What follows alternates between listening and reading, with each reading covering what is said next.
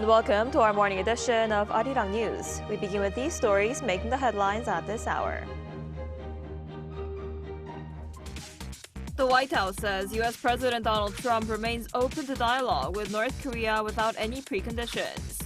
This comes after North Korean leader Kim Jong-un said Pyongyang would have no reason not to get along well with the U.S. if Washington withdraws its hostile policy. President Lee Jae-myung is set to travel to Singapore and the Philippines for a 4-day state visit starting Sunday. He's expected to discuss AI and nuclear energy cooperation with his Singaporean counterparts before heading to the Philippines, where he will likely hold talks on cooperation in critical minerals, shipbuilding, and nuclear energy. U.S. and Iran have wrapped up nuclear talks in Geneva, their third round of indirect negotiations, as the risk of war looms. But there was no announcement of a deal, and attention is now turning to the technical level discussions that will likely take place next week in Vienna. Following North Korea's 9th Workers' Party Congress, the United States says it's open to dialogue with the North without any preconditions. And China also reiterated the cooperation between the two Koreas. Our Kim Do-yeon reports. The White House confirmed Thursday that U.S. President Donald Trump remains open to dialogue with North Korea without any preconditions, signaling a potential opening for renewed diplomacy. This follows North Korean leader Kim Jong-un's address at the 9th Workers' Party Congress, where he said that Pyongyang has no reason not to get along with the United States if Washington withdraws its hostile policy and respects North Korea's current status as a nuclear power. He emphasized that the prospect of bilateral ties depends entirely on the attitude of the United States, although he noted Pyongyang will maintain a hardline stance as its baseline policy. A White House official responded by confirming that U.S. policy on North Korea remains unchanged. The official highlighted the stabilization of the Korean Peninsula achieved during President Trump's first term, referencing their 3 summits in Singapore in June 2018, Hanoi in February 2019, and Panmunjom in June 2019. While Kim left the door open for Washington, he strongly rejected any engagement with Seoul.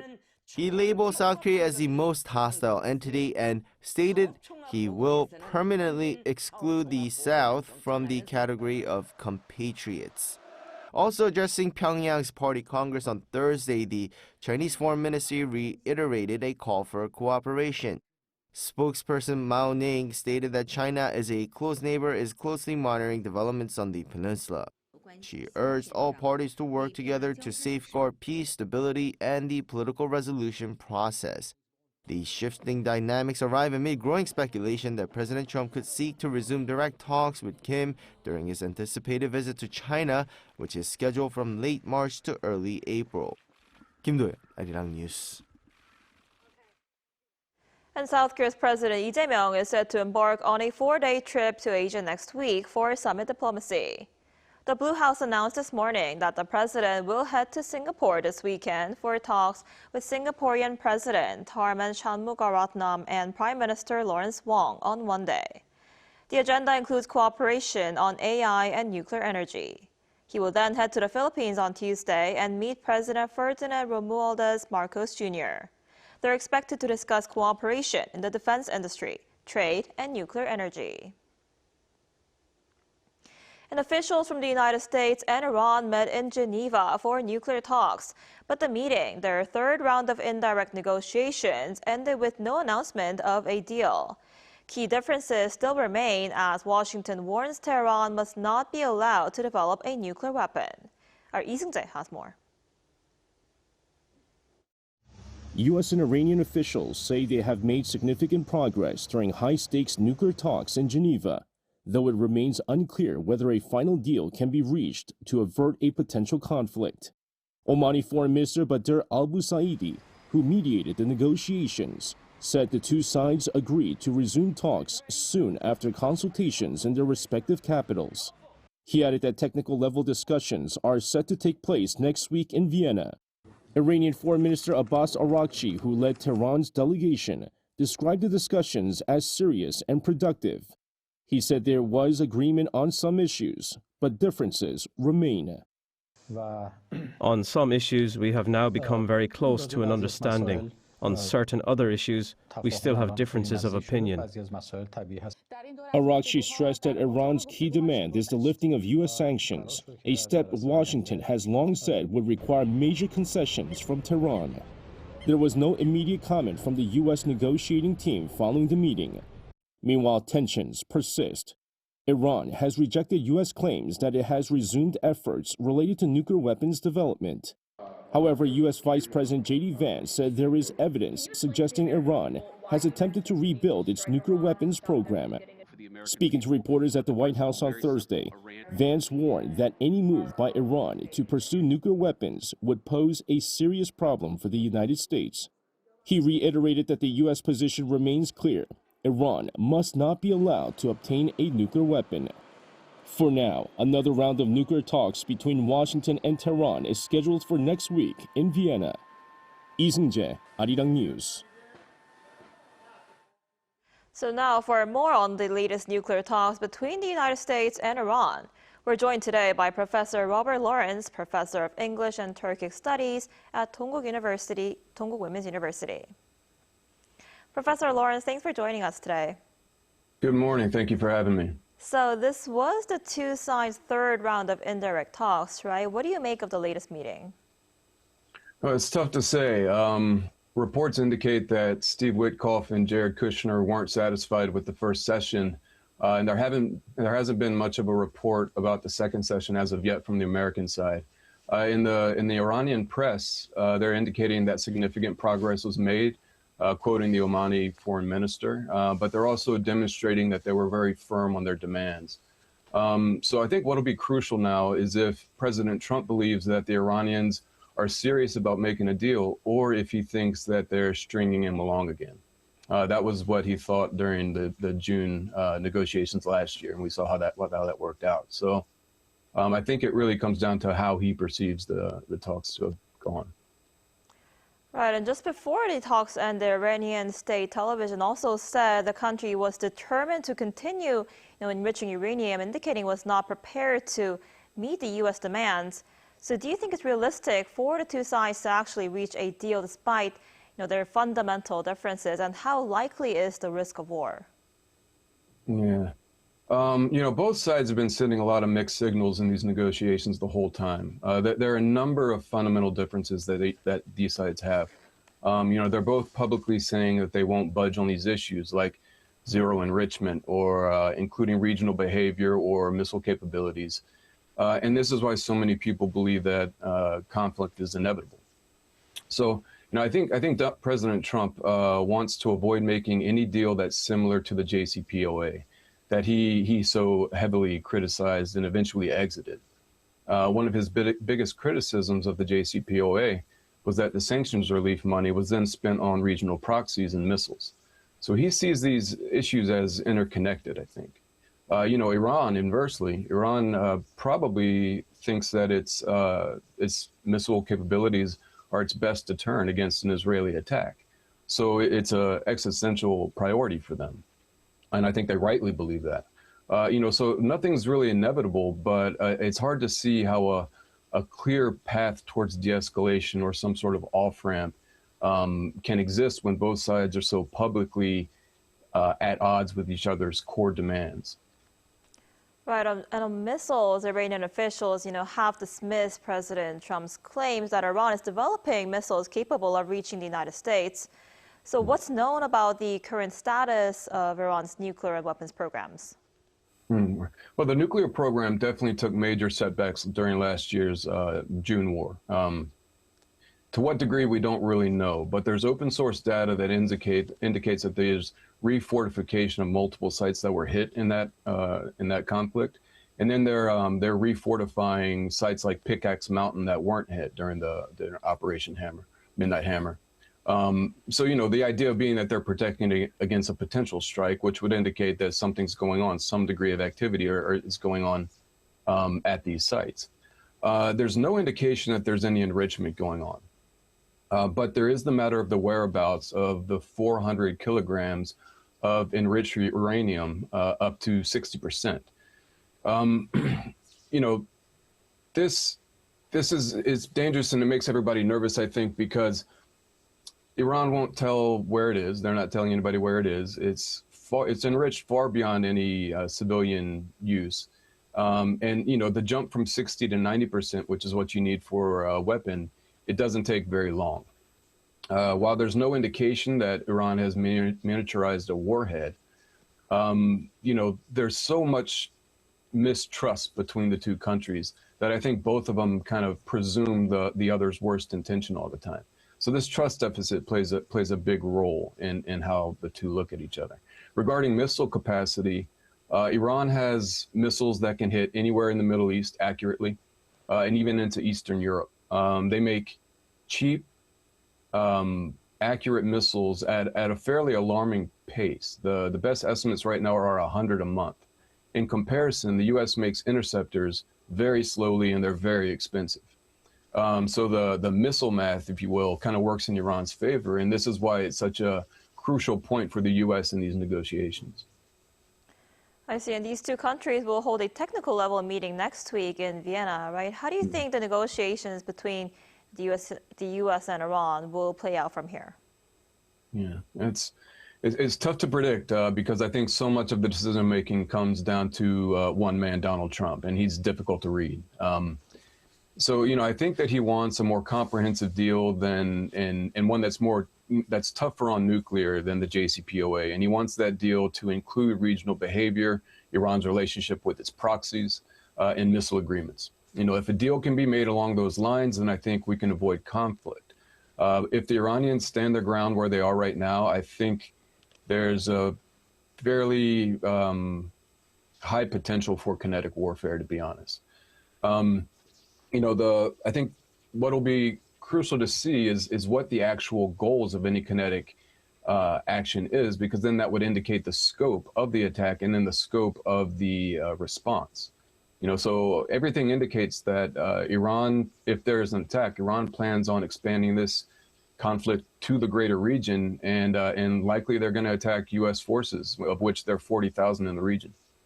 You know, so this could come in the way of Iran attacking ships off its coast, trying to flood the zone with massive amounts of ordnance. It could have PMF forces in Iraq attack U.S. forces in the Kurdish region of Iraq, or it could be, you know, striking regional energy infrastructure. So, you know, hopefully a deal can be made, but it looks like both sides are preparing for the worst. Just in the last 48 hours, I think the U.S. Embassy in Lebanon made everybody, all non-essential people had to exit, assuming that there would be some attack from Hezbollah, maybe. There's been an F-22 squadron flown in from England that's in Israel right now. The 5th Fleet headquarters in Bahrain has been whittled down to mission critical status only, so I think it's a couple of dozen people. So, you know, these preparations, they're very similar to what we saw last June. So, you know, again, nothing is inevitable, but it seems like by the hour, it looks more likely that there's going to be some degree of kinetic warfare. We just don't really know what degree that will be. Hopefully something can happen, but right now it's tough to see what that off-ramp would look like. I see. I guess we'll have to see how the meeting plays out next week. All right, Professor Lawrence, thank you so much for your time and insight today. We appreciate it. Thank you for having me. Have a good one.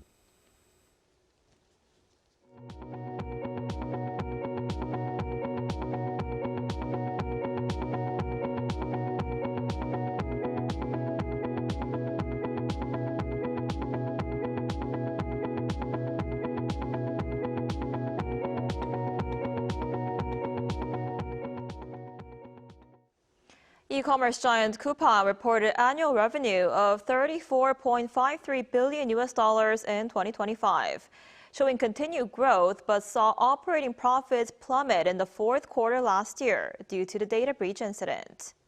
Annual operating income rose 8% to $473 million, while net income totaled $214 million. Fourth quarter revenue reached $8.84 billion, up 11% on year, but down from the previous quarter. However, fourth quarter operating profits fell sharply to $8 million, down 97% from $312 million a year earlier.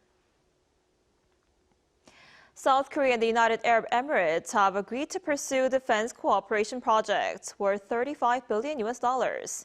Now, that's according to Presidential Chief of Staff Kang Hoon-sik, who returned from the UAE on Thursday after serving as President Lee Jae-myung's special envoy for strategic economic cooperation. Kang said he reached the agreement during talks with Khaldoum Khalifa Al Mubarak, Abu Dhabi's Executive Affairs Authority chairman. The two sides signed a memorandum of understanding outlining cooperation in weapons design, training, and maintenance. Kang also delivered a personal letter from President Lee inviting the UAE president to visit South Korea. The two leaders held a summit last November during Lee's state visit to the UAE. Adapting to future battlefield changes is a key mission for the military, and as part of such efforts, South Korea's army staged its very first live-fire drill involving high-tech combat engineered vehicles that are equipped with an AI-based remote control system. Our defense correspondent Kim Bo-kyung was at the site. With the number of troops decreasing and future battlefields changing fast, the ROK Army is upgrading its technological capability to better respond to future warfare. Among the upgrades is the K-CEV, the Korea Combat Engineer Vehicle. These are K-21 armored vehicles equipped with AI-based remote control systems for surveillance drones, robots, and K-4 and K-6 guns. Previously, it was the soldiers' job to detect enemies and landmines one by one. But now, with drones flying above in the sky watching out for enemies and robots performing minesweeping duties, it has become much efficient and, most importantly, safer for soldiers to secure a route across the battlefield. With this controller, the K-CEV can be remotely controlled to identify obstacles, fire its guns to suppress the enemy, and clear a path for troops or vehicles.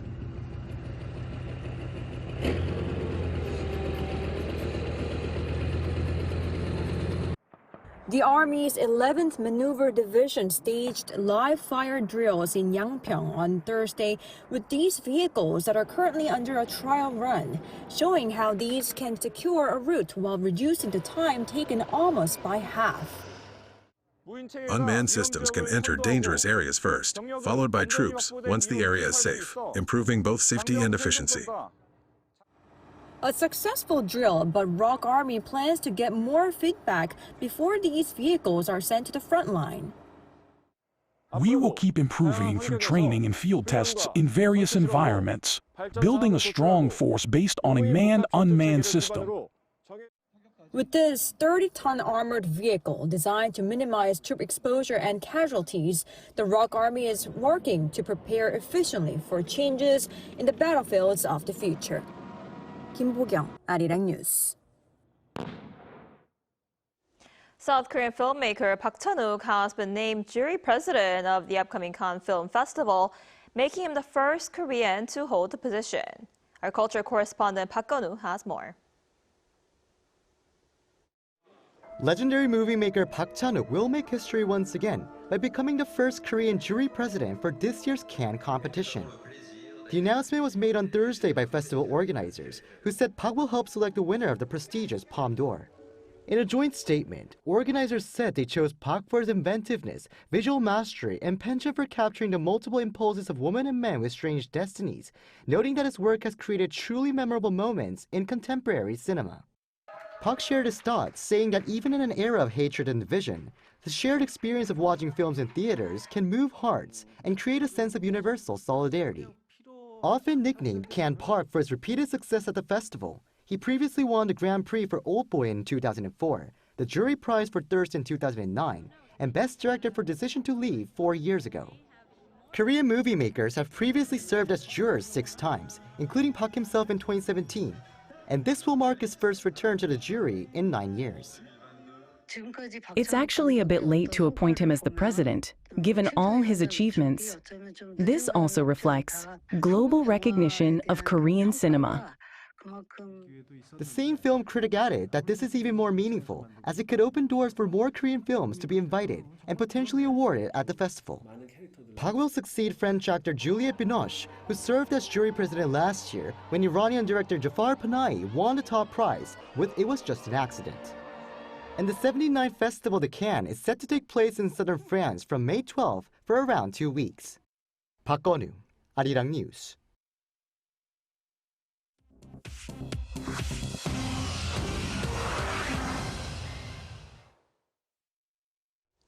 Good morning, I'm Chu Ji-hyun, and this is The World Now. In the U.S., former Secretary of State Hillary Clinton testified under oath and flatly denied any knowledge of Jeffrey Epstein's criminal network. Hillary Clinton on Thursday told a House committee in a closed-door deposition in New York that she never encountered Jeffrey Epstein's crimes and has no memory of meeting the late financier.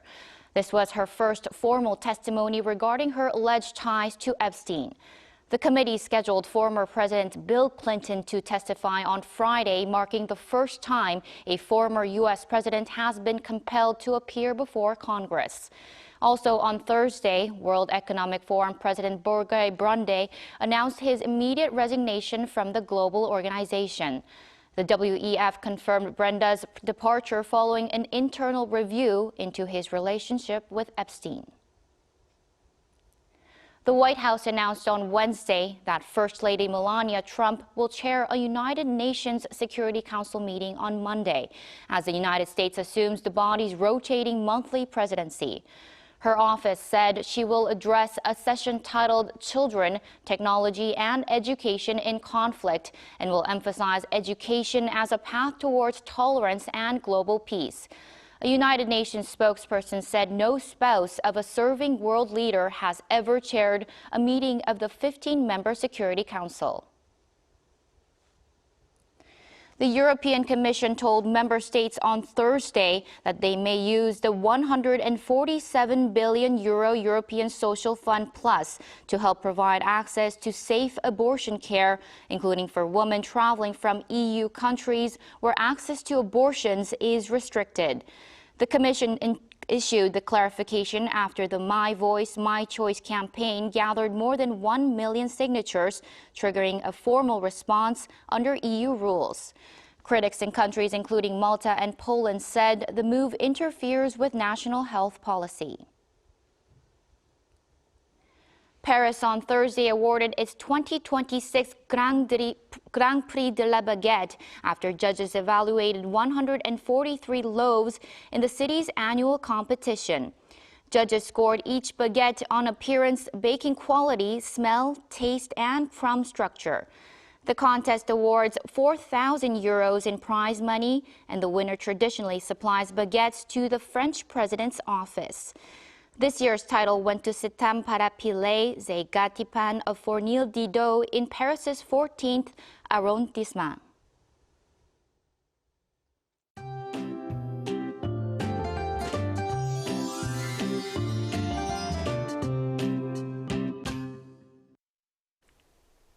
It's been raining in the southern parts of Korea since early this morning. Jeju could get up to 10 millimeters of rainfall, while the other regions might get 5 millimeters or less. But the mountainous areas of Gangwon-do province could get 1 centimeter of snowfall. The rain will taper off in most parts by the early afternoon. Then additional rain is in the forecast for the Independence Day holiday weekend. Rain or snow will begin in the east of Gangwon-do province tomorrow night. Then starting on Jeju on Sunday, wet weather is expected nationwide on Monday, which is a substitute holiday. Today, the capital region stays rain-free under sunny skies, but with dry weather alerts still being in place. Seoul gets up to 15 degrees under sunny skies, but Daegu will only get up to 11 degrees Celsius. Next week will not be as warm as this week, but we will welcome more spring conditions under bright skies.